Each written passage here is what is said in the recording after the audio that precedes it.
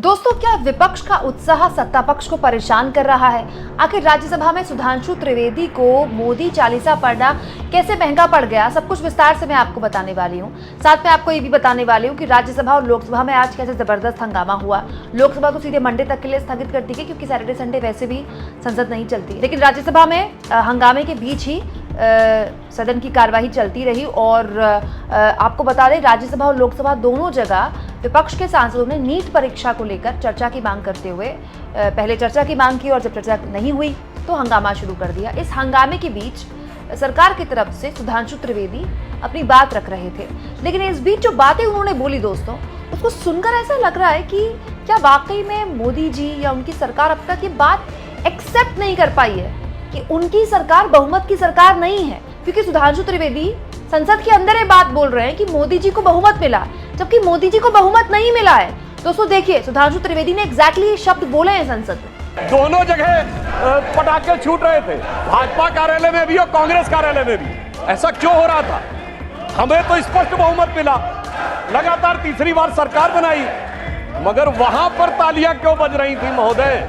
मैं याद दिलाना चाहता हूं, जो थर्ड अटेम्प्ट में 3 डिजिट की संख्या नहीं प्राप्त कर पाए, चुनाव के बाद उनके चेहरे की चमक देखिए, उनकी आवाज की खनक देखिए, उनके जलवे में धमक देखिए। ऐसा लगता है कि जैसे उन्होंने बहुत बड़ी उपलब्धि हासिल कर ली हो। उसका कारण यह है महोदय कि एक बच्चा होता है जो टॉपर होता है, जिसे डिस्टिंक्शन मार्क्स मिलने थे, वो फर्स्ट डिवीजन मार्क्स पाए तो उसके चेहरे पे वो खुशी नहीं होती है, और धड़ाधड़ फेल होने वाला बच्चा ग्रेस मार्क्स पा के अगर थर्ड डिवीजन पास हो जाए तो उसके चेहरे पे बहुत खुशी होती है।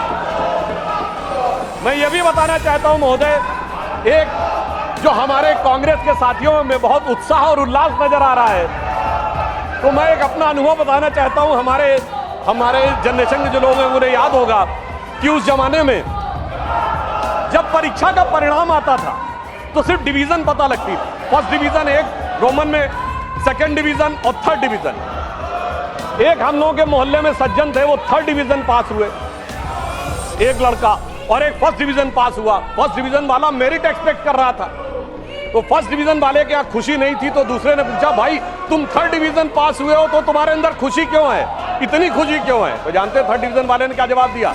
साहब ये तो फर्स्ट डिवीजन आए ना, एक, हमारे तो 3 हैं, फर्स्ट डिवीजन विद 2 बॉडीगार्ड।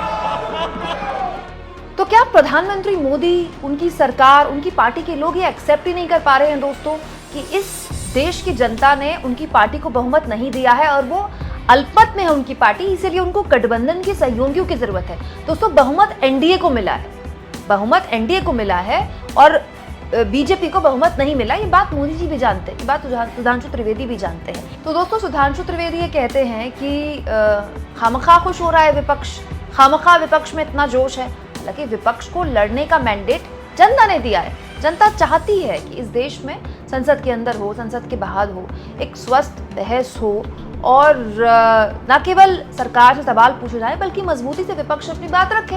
विपक्ष वही काम कर रहा है। हाँ, हंगामा हो रहा है वो गलत है, संसद की कार्रवाई हंगामे की भेंट चढ़ रही है वो गलत है, ऐसा नहीं होना चाहिए। क्योंकि जाहिर सी बात है, राष्ट्रपति के अभिभाषण पर चर्चा होनी चाहिए थी, लेकिन संसद में तो जब इससे पहले यूपीए की सरकार थी, पूरे सत्र हंगामे की भेंट चढ़ जाते थे। तब अरुण जेटली और सुषमा स्वराज ये कहते थे कि हंगामा करना भी एक तरह का विरोध है, जिसका अधिकार है विपक्ष को, और ये लोकतंत्र को मजबूत करता है। लेकिन इस बीच सुधांशु त्रिवेदी ने जो बातें बोली दोस्तों, उसको गहराई से अगर समझा जाए तो आंकड़ों के जरिए सुधांशु त्रिवेदी ये बता सकते हैं कि उनकी पार्टी ने कितना बड़ा इतिहास दर्ज किया है। लेकिन क्या उनकी पार्टी के पास अब तक जवाब है कि उत्तर प्रदेश में उनकी पार्टी का क्या हश्र हुआ है? अगर आंकड़े यही गवाही दे रहे हैं तो उत्तर प्रदेश में जहां से मोदी जी संसद आते हैं, जहां से देश के रक्षा मंत्री संसद आते हैं, जहां इतना बड़ा मैंडेट 2014 में 2019 में मिला था, जहां विधानसभा चुनाव में पूर्ण बहुमत की सरकार मोदी जी ने बनाई थी, जहां राम मंदिर बना था, जिस राम लहर में सवार होकर पूरी उम्मीद थी मोदी जी को 80 की 80 सीटें पे क्लीन स्वीप कर देगी, इस तरह के दावे खुद योगी आदित्यनाथ कर रहे थे। क्या अब तक चुनाव खत्म हुए तो महीना हो गया ना, क्या अब तक बीजेपी के पास एक जवाब है कि उत्तर प्रदेश में बीजेपी की ऐसी दुर्गति क्यों हुई?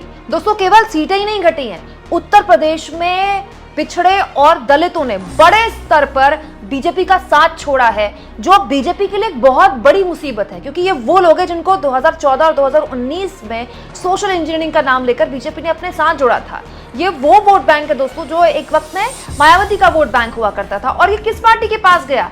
समाजवादी पार्टी के पास गया, कांग्रेस पार्टी के पास गया, उस पार्टी के पास गया, समाजवादी पार्टी, जिसके लिए कहा जाता है कि ये यादवों और मुसलमानों की पार्टी है। आखिर इस बात का जवाब बीजेपी के पास क्यों नहीं है कि उत्तर प्रदेश में उसकी ऐसी फजीहत क्यों हुई?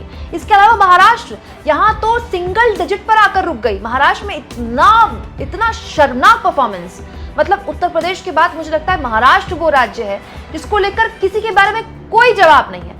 अब सुधांशु त्रिवेदी विपक्ष का अगर मजाक उड़ा रहे हैं, कोई बात नहीं, उड़ा सकते हैं, सरकार में है।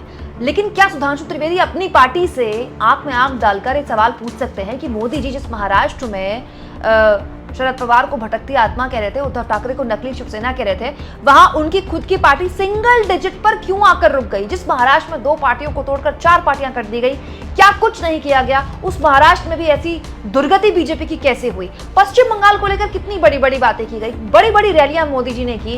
दोस्तों, बड़े स्तर पर तृणमूल कांग्रेस के नेताओं को बीजेपी में शामिल किया गया, लेकिन पश्चिम बंगाल में तो बीजेपी अपना 2019 का जो परफॉर्मेंस था वो भी नहीं दोहरा पाई। ममता बनर्जी ने वो सीटें भी बीजेपी से हथिया ली जो 2019 में उसने हासिल की थी। इसको लेकर बात क्यों नहीं हो रही है? हरियाणा, जहां इसी साल चुनाव होने हैं, 10 सीटों में से 5 पर कांग्रेस ने बीजेपी से छीन ली, जहां पर 2014 और 19 में क्लीन स्वीप की थी बीजेपी ने। ये एक ऐसे महत्वपूर्ण सवाल हैं दोस्तों जो विपक्ष का मजाक उड़ाकर जिससे बीजेपी बच नहीं सकती।